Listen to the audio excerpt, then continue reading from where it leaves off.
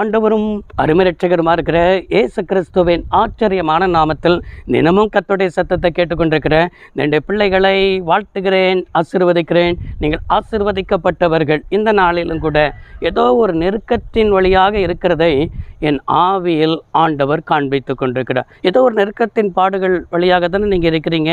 அதனால தானே உங்களுடைய வாழ்க்கையில் ஏன் எனக்கு இந்த நெருக்கம் அப்படிங்கிற ஒரு கேள்வியோடு தானே இருக்கிறீங்க. இன்றைக்கி ஆண்டவர் சொல்கிற ஒரு வார்த்தை, உன் நெருக்கம் உன்னை சரியான இடத்திற்கு கொண்டு போகும்னு ஆண்டவர் தீர்க்க தரிசனமாய் கர்த்தர் பேசி கொண்டிருக்கிறார். எனக்கு அருமையான தேவனுடைய பிள்ளைகளே, எப்பெல்லாம் நெருக்கம் வருகிறதோ அந்த நெருக்கம்தான் உனக்காக ஆண்டவர் வைத்திருக்கிறதான இடத்துக்கு நேராக அவர் நடத்துகிறார் என்பதை நீங்கள் விளங்கி கொள்ள வேண்டும். சங்கீதக்காரன் 118 சங்கீதம் 5வது வசனத்தில், நெருக்கத்திலிருந்து கர்த்தரை நோக்கி கூப்பிட்டேன், கர்த்தர் கேட்டருளி விசாலத்தில் வைத்தார் என்று என்ன செய்யப்பட்டிருக்கிறது, எழுதப்பட்டிருக்கிறதை பார்க்க முடிகிறது. நன்றாய் கவனித்தீர்களா? இந்த வசனத்தில் என்ன சொல்கிறான்?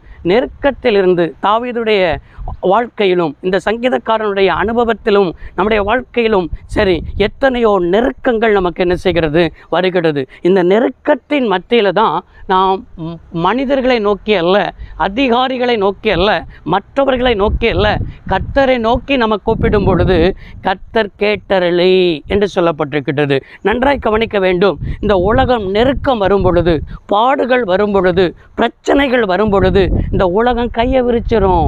உன்னை தெரியாது, சரி நான் பின்னால் பார்க்குறேன், இல்லைன்னா அந்த நெருக்கத்தின் மத்தியில் நம்மளை யாருன்னு தெரியலைன்னு சொல்லி மறுதளித்து விடக்கூட செய்யும். இல்லைன்னா நமக்கு நியாயமே இருந்தாலும் அநியாயத்த காரியத்தை நமக்கு இந்த உலகம் செய்யும். ஆனால் என் தேவன் எப்படிப்பட்ட தேவன் தெரியுமா?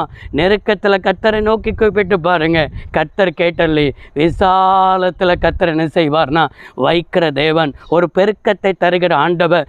அப்படி என்றால் நீங்கள் விளங்கி கொள்ள வேண்டும், இந்த நெருக்கம்தான் கர்த்தர் உங்களுக்குன்னு வைத்திருக்கிற இடத்துக்கே கொண்டு போகிறார். நெருக்கம் இல்லாமல் உங்கள் வாழ்க்கையில் பெருக்கம் என்பது இல்லை என்பதை விளங்கி கொள்ள வேண்டும். ஏனென்று சொன்னால், இஸ்ரவேல் ஜனங்கள் 430 வருஷம் எகிப்து என்கிற அடிமைத்தனத்தில் தவித்து கொண்டிருக்கிறார்கள், முறையிட்டு கொண்டிருக்கிறார்கள், அங்கலாய்த்து கொண்டிருக்கிறார்கள். ஆனால் அந்த நெருக்கத்தில் தான் கர்த்தரை நோக்கி இஸ்ரவேல் ஜனங்கள் கூப்பிட்டார்கள். கர்த்தர் மோசேயை அனுப்புகிறார். அந்த மோசேயை அனுப்பினாலும் நெருக்கத்துக்கு மேலே நெருக்கம்தான் வருது. தருமை நெருக்கம் குறையலை. உங்கள் வாழ்க்கையில் நெருக்கத்துக்கு மேலே நெருக்கம், பாடுக்கு மேலே பாடு, மன உளைச்சலுக்கு மேலே மன உளைச்சல். நான் என்ன செஞ்சேன், எனக்கு ஏன் இந்த பாடு, எனக்கு ஏன் இந்த மன உளைச்சல், எனக்கு ஏன் இப்படி சம்பவிக்குது நினைக்கிறீங்களா? உங்கள் வாழ்க்கையில் எனக்கு ஒன்றுமே புரியலைன்னு நினைக்கிறீங்களா? கர்த்தர் எப்பொழுதுமே இந்த நெருக்கத்தை ஏன் அனுமதிக்கிறார் என்று சொன்னால், இஸ்ரவேல் ஜனங்கள் எவ்வளவாய் நெருக்கப்பட்டார்களோ அவ்வளவாய் பழுகி பெருகினார்கள் என்பதை வேதத்தில் வாசிக்கிறோம். இன்றைக்கு உள்ள நெருக்கத்தை வைத்து சோர்ந்து போகாதீங்க. வாழ்க்கையை முடித்து கொள்ள தீர்மானம் பண்ணாதீங்க. பிசாசுக்கு இடம் கொடுக்காதீங்க. இன்றைக்கு உங்கள் வாழ்க்கை கலங்கி போயிருக்கிறதா?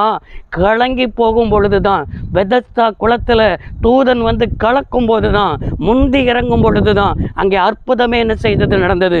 கலக்கம்தான் உன் வாழ்க்கையில் தேவன் வைத்த பாதைக்கு நேராக நடத்துகிறார் என்பதை விளங்கி கொள்ளணும். அதனால தான் நம்முடைய வாழ்க்கையில் என்னச்சுன்னா, கர்த்தரின் பட்சத்தில் இருக்கிற 118 சங்கீதம் 6வது வசனத்தில் இவ்வாறாய் பார்க்கிறோம், கர்த்தரின் பட்சத்தில் இருக்கிறார், நான் பயப்படேன், மனுஷன் எனக்கு என்ன செய்வான்? நெருக்கத்தை கொண்டு வருகிற மனுஷன், பாடுகளை கொண்டு வருகிற மனுஷன், நாடகமாடுகிற மனுஷன்.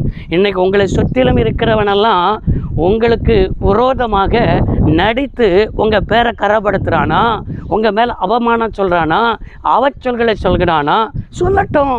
ஆண்டவர் எப்படிப்பட்டவராக இருக்கிறாரா? நீதி செய்கிற ஒரு தேவன் இருக்கிறார். கர்த்தர் என் பட்சத்தில் இருக்கிறார். சொல்லுங்கள், நான் பயப்படேன், மனுஷன் எனக்கு என்ன செய்வான்? இந்த உலகத்துடைய மனுஷனை பார்த்து பயப்படாதீங்க. இந்த மனுஷன் நாடகம் ஆடுறானா, அவன் நடிப்பெல்லாம் கர்த்தர் வெளியே கொண்டு வருவார்.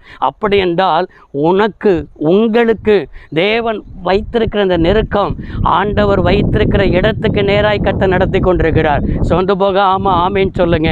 இன்னைக்கு நெருக்கம் மாறும். தேவன் வைத்திருக்கிற உயர்வை காண்பீர்கள், பெருக்கத்தை காண்பீர்கள். தேவன் உங்களை நடத்துவார். ஜெபம் பண்ணுவோம். சர்வ வல்லமையுள்ள தெய்வமே, அருமை தகப்பனே, இந்த வார்த்தையின்படியே பிள்ளைகளை பிள்ளைகளுக்கு வைத்திருக்கிறதான ஆண்டவரே உயர்வுக்கு நேராக இந்த நெருக்கத்தை அனுமதிக்கிறேன். இதையும் கடந்து போக கர்த்தர் கிருபை தாரும். இயேசு ரட்சக நாமத்தில் பிதாவே, ஆமென். கர்த்தர் உங்களை ஆசீர்வதிப்பாராக. God bless you all.